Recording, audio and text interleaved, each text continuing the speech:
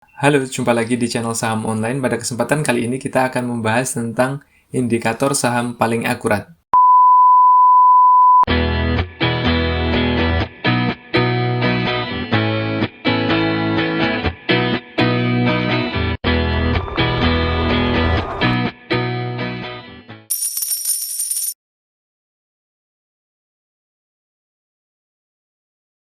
Tentang indikator saham yang paling akurat ini, barangkali mungkin saya akan mengecewakan Anda ya. Maksudnya adalah bahwa saya termasuk orang yang berpendapat bahwa di dunia ini there is no such thing as indikator saham paling akurat. Sebenarnya tidak ada itu. Ya, indikator saham paling akurat itu tidak ada.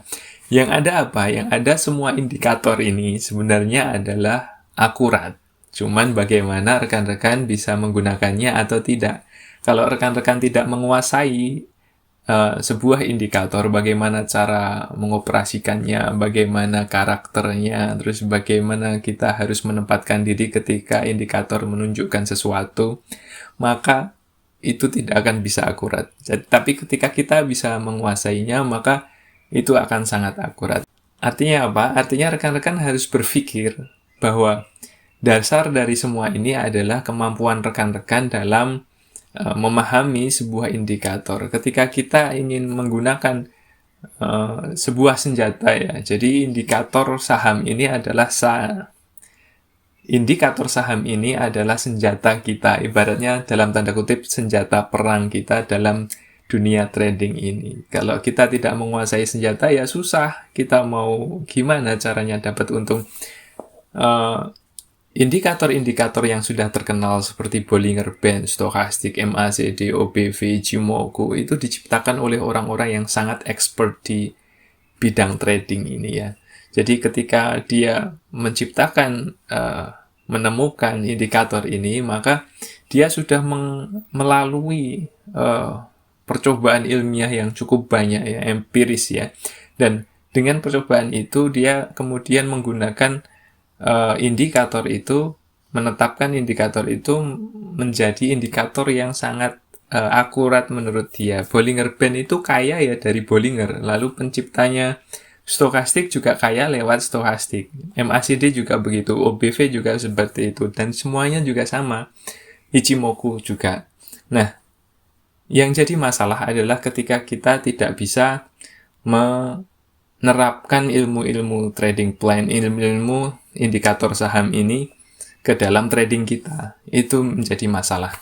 Maka kita harus paham dulu. Jadi karakter trading kita ini apa? Berapa jangka waktunya? Apakah kita trader harian atau mingguan atau mungkin jangka yang lebih lebar yaitu 1 bulanan atau mungkin 2 bulanan, 3 bulanan atau setengah tahun atau mungkin tahunan. Nah, ini harus dipahami dulu ya. Misalkan ya, indikator MA ya, indikator MA. MA adalah salah satu indikator terbaik versi kami yang sudah kita bahas waktu itu karena dia adalah orang tua dari semua indikator di dunia ini ya. Jadi seperti itu. Kalau kita main pendek, jadi kita bisa menggunakan MA yang lebih pendek, misalkan MA5. Nah, tentunya MA5 itu tidak sama dengan MA20. Kalau MA20 time frame-nya akan lebih lebar. Begitu juga dengan MA60 dan MA100 atau MA200. Kalau MA200 tentu itu lebih cocok untuk investor. Nah, seperti itu. Jadi, ketika kita punya karakter bahwa kita adalah seorang investor, lalu kemudian kita menggunakan MA5 yang nggak cocok, maka itu tidak akan selaras. Kalau tidak selaras, maka jadi apa? Jadi tidak akurat. Nah, ketika kita trader jangka pendek atau swing trader, itu menggunakan MA200 gitu ya, MA200, ya itu juga sebenarnya kurang cocok juga karena time frame-nya lebih rendah. Jadi, lebih cocok menggunakan MA5 seperti itu ya. Jadi kira-kira seperti itu. Begitu juga dengan misalkan ketika kita menggunakan Stochastic. Stochastic kalau swing trading normal ya, itu 1433 settingnya. 1433.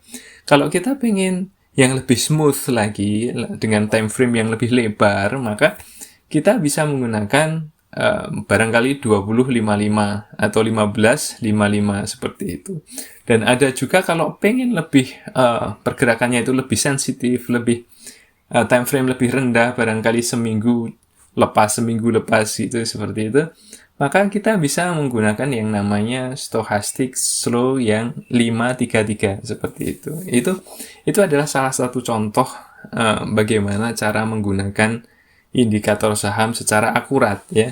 Kita tidak bisa menjudge bahwa indikator stokastik itu tidak akurat, indikator RSI itu tidak akurat, ini si Bollinger Band ini lebih akurat. Kita nggak bisa kayak gitu, ya. Kita nggak bisa. Yang harus kita pikirkan adalah bahwa bagaimana cara menggunakan ini, seperti itu. Dan ahli-ahlinya rekan-rekan juga dalam menggunakan indikator saham, nanti ada satu titik di mana dia tidak akurat. Dan itu ada pengaruhnya dari luar. Misalkan ketika saham itu seharusnya bagus nih secara indikator stokastik, misalkan itu ternyata dia habis tarikan pertama, lalu kemudian golden cross lagi, lalu kemudian suasana mendukung, tahu-tahu corona datang gitu. Lalu akhirnya langsung semuanya breakdown, harga itu breakdown ya, seperti yang sudah terjadi waktu-waktu yang lalu itu. Nah, ini membuat indikator saham menjadi tidak akurat. Ya, bukan karena indikator ini tidak akurat, tapi karena ada beberapa banyak hal yang harus kita perhitungkan ketika kita membeli saham. Ya, kita sudah memperhatikan, ya.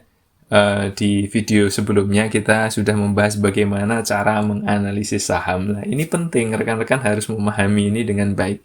Silahkan lihat video itu di salah satu playlist kami. Jadi selalu ketika rekan-rekan membuka channel ini, menonton video di channel ini, maka rekan-rekan harus buka secara keseluruhan ilmunya. Jadi silahkan dibuka di playlist atau di halaman channel yang utama, lalu masuk ke playlist. Di sana ada banyak playlist, rekan-rekan bisa mendapatkan pembelajaran di sana. Nah, seperti itu, ya. Jadi tanamkan pada diri rekan-rekan, ya, bahwa kebanyakan indikator itu adalah indikator lagging, ya. Jadi lagging itu artinya dia menganalisis apa yang sudah ada. Jadi bukan predicting the future, bukan, tapi kita sudah tahu nih, ya, apa yang sudah terjadi di belakangan ini, ya.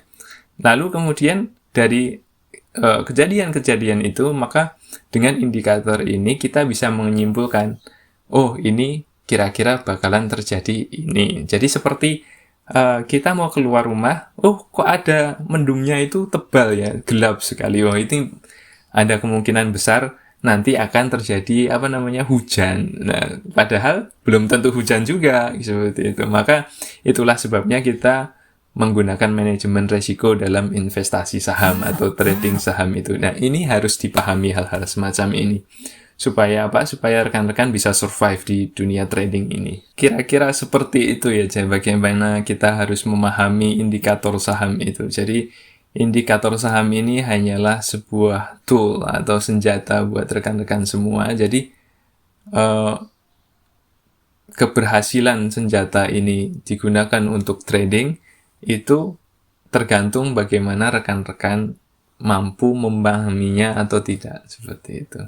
Saya rasa cukup sekian, ya. Sampai jumpa di pertemuan berikutnya. Semoga yang sedikit ini berguna.